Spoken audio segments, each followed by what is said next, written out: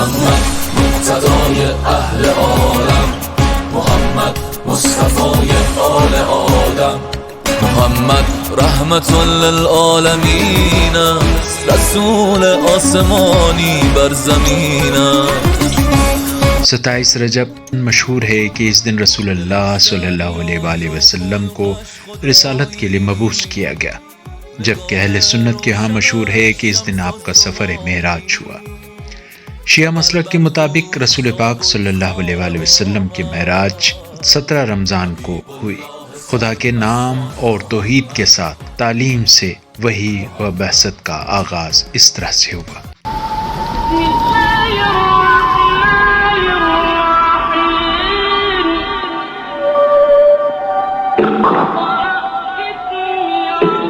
بسم ربك الذي خلق، خلق الإنسان من علق، اقرأ وربك الأكرم الذي علم بالقلم، علم الإنسان ما. اس خدا کا نام لے کر پڑھو جس نے پیدا کیا ہے، اس نے انسان کو جمے ہوئے خون سے پیدا کیا ہے۔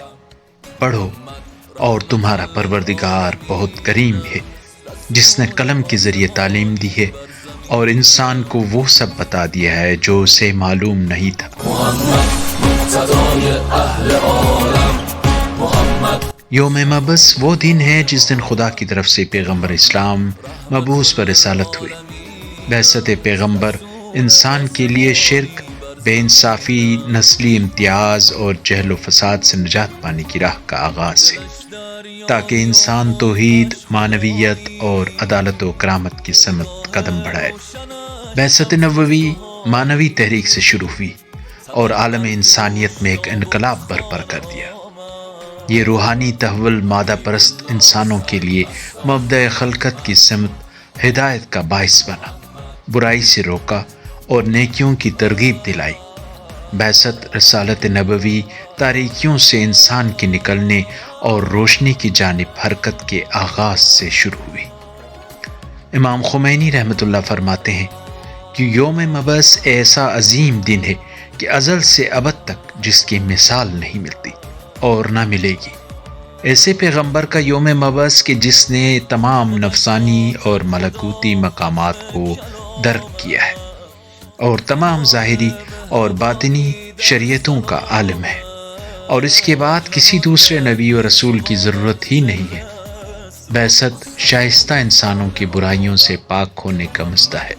سورہ جمعہ میں خداوند کریم اپنے پیغمبر کی بعثت کا مقصد یوں بیان کرتا ہے: وہ خدا ہے جس نے امیین میں ایک رسول بھیجا جو انہی میں سے ہے، جو آیات الہی کی ان پر تلاوت کرتا ہے، ان کی نفسوں کو پاکیزہ بناتا ہے اور انہیں ایک کتاب و حکمت کی تعلیم دیتا ہے، اگرچہ وہ اس کے پہلے کھلی ہوئی گمراہی میں تھے۔ اس آیہ شریفہ کے مطابق خدا نے ان لوگوں کے درمیان سے اپنا رسول مبعوث فرمایا اور اس کو چند امور پر مامور کیا۔ ایک کام لوگوں پر اللہ کی عظیم کتاب قرآن کریم کی آیات کی تلاوت کرنا ہے۔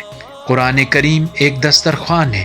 خدا نے پیغمبر اکرم صلی اللہ علیہ وآلہ وسلم کے ذریعے انسانوں کے درمیان جسے چنوا دیا ہے، اور ہر فرد اپنی توانائی کے مطابق اس سے استفادہ کر رہا ہے۔ پہلا سورہ جو رسول خدا صلی اللہ علیہ وآلہ وسلم پر نازل ہوا اور آپ کے مبعوث پر رسالت ہونے کا باعث بنا، سورہ علق تھا۔ اس سورہ کی 7ویں اور 8ویں آیت میں خدا فرماتا ہے: یقیناً انسان سرکشی کرتا ہے جب وہ اپنے آپ کو مستغنی اور بے نیاز سمجھنے لگتا ہے۔ تمام مومنین جہان کو عید مبعث مبارک ہو۔ محمد مقتدای اہل عالم، محمد مصطفای آل آدم، محمد رحمت للعالمین، رسول آسمانی بر زمین.